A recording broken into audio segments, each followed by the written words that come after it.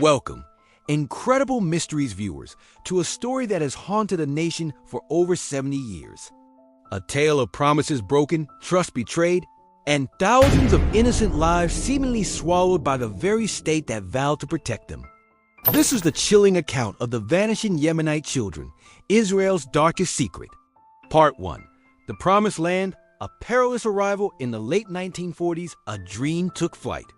From the ancient lands of Yemen, thousands of Jews, steeped in centuries of tradition, a nascent nation, overwhelmed by a massive influx of immigrants.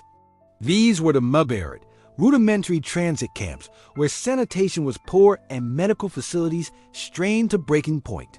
How could so many children vanish without a trace? Why the consistent lack of documentation?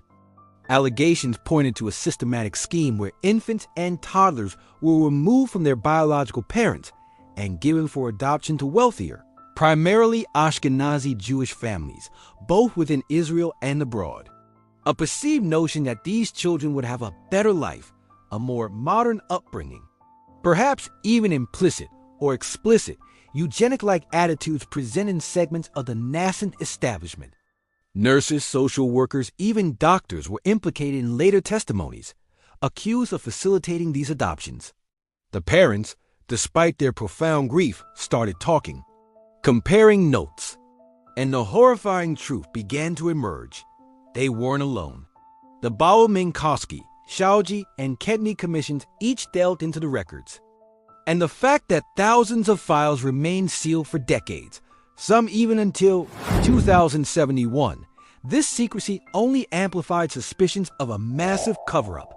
Activists tirelessly gathered testimonies, building a powerful, undeniable narrative of injustice.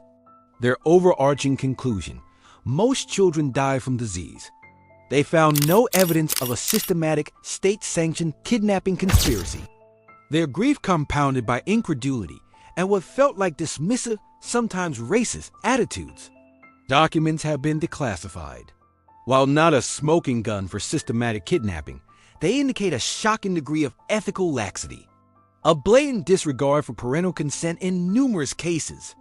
The parents, many of whom never ceased their agonizing search, were met with official denials and bureaucratic stonewalling. Formal apologies have been issued for the pain and suffering caused. Equipped with better education, a command of Hebrew, and a fierce determination to honor their parents' pain, they began to demand answers. The question lingers: if hundreds were taken without consent, how many more vanished into the shadows? The vast majority simply remain gone. Their fates shrouded in the mists of history and the profound complexities of human desperation, prejudice, and power. And was it truly an unorganized series of isolated events, or a deeper, darker, unspoken policy? A chilling reminder that even in the birth of a dream, dark secrets can take root and fester for generations.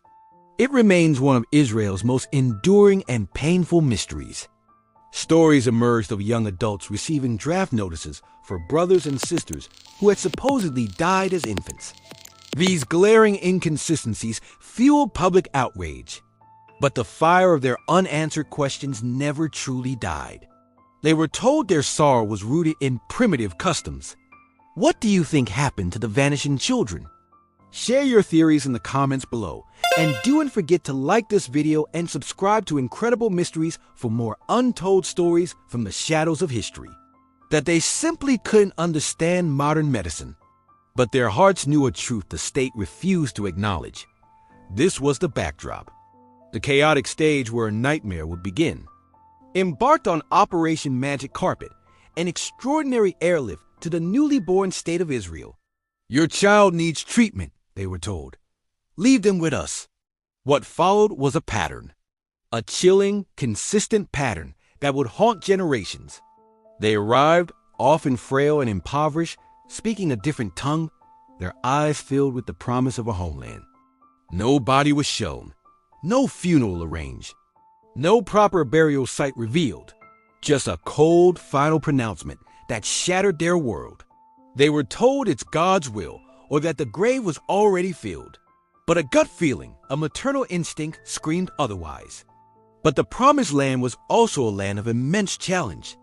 Families, unfamiliar with modern medicine or the burgeoning bureaucracy of their new home, trustingly brought their sick children to the clinics. Parents were often informed brusquely, sometimes hours, sometimes days later, that their child had died. Part 2. Whispers of a deeper truth. As isolated incidents multiplied across different camps and hospitals, a terrifying question began to coalesce into a chilling suspicion. The most disturbing theory took root. These children weren't dying. They were being taken. The alleged motivations were complex and dark. A desire to rapidly populate the new state. The parents, already marginalized by language and culture, found their desperate pleas dismissed. Part 3. The long, arduous battle for justice. For decades, the story of the vanishing Yemenite children remained a painful, open secret. In the 1980s and 90s, a new generation, the surviving siblings of the vanished, picked up the torch. Several state commissions were established to investigate. But these findings were vehemently rejected by the families. They pointed to the sheer volume of missing children, the inexplicable lack of death certificates or graves. Part 4. An open wound, unhealed truths. In recent years, under immense pressure, there have been some significant, albeit partial, acknowledgments from the Israeli government. The state has now admitted that hundreds of children were indeed taken from their parents without consent and given for adoption. But for many families, these admissions are too little, too late. They still fall short of the full truth. To this day, very few of the vanished children have ever been definitively located or reunited with their biological families.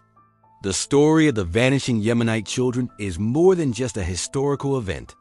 It's a haunting testament to the fragility of justice in the face of chaos. Will the complete truth ever be uncovered, or will this remain one of history's most profound and unresolved injustices?